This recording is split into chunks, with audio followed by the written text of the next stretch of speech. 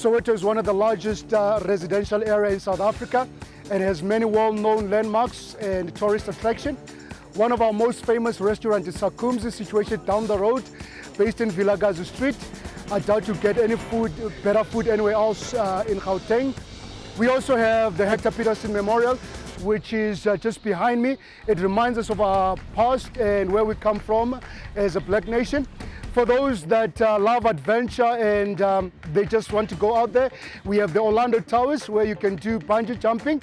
And for those that appreciate art, there's also Jabulani Theatre, which is unearthed some of South Africa's most popular entertainers. It is also situated in Jabulani, across the road to us, where the club is situated actually. What had happened in Soweto, we had a club by the name of Soweto Rugby Club. That was formed in 1992. And in 2010, another club developed out of that club. It was named Jabulani Rugby Club. That was formed by myself. In 2017, we decided to amalgamate the two clubs into one. Hence, it's called Soweto Eagles Rugby Club.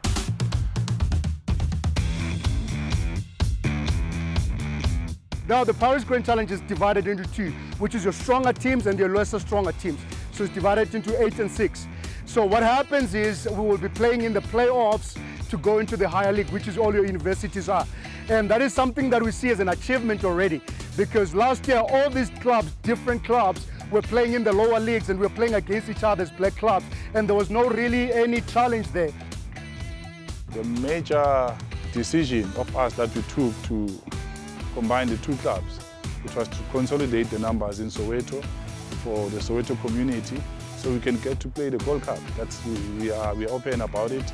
Once we are established, once we got to understand how the structures there works, then we are able to go for honors in terms of finishing on top of that league and obviously get to play the Gold Cup. We also want to be a trademark, and we want to be regarded as one of the best black clubs in the country and also compete in the highest league. Although we're doing well development-wise, I would say, within the JLRU league, we have the best development model. We are producing players more than any other club that I know of. I'm involved in rugby. I help under 13s. I get to train with them, teach some move, how to step, all of those things. I'm part of the management, and I'm also in the captain Amantombazana, and I'm also willing to do coaching, coaching to Amantombazana, like ngale ikolweni, Amantombazana, like ngikale from a primary, since ingekho primary la location, and into like bakhule nayo until like sibona ama talent and it goes out there. I'm helping in terms of developing players from the schools, developing for the team. As you can see, these youngsters. My greatest moment is when we won against Randfontein, which is we were under 17 and we were playing against under 21s.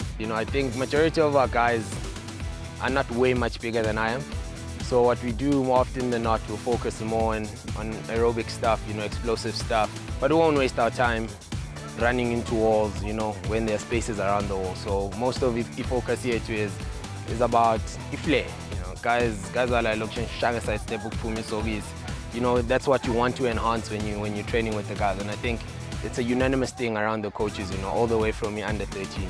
You might be big looking at the guy next to you, but as soon as you go out, these boys get really big out there, and you need to have a skill set that a big boy wouldn't have, and that's the ability to run around him, and that's what we focus on.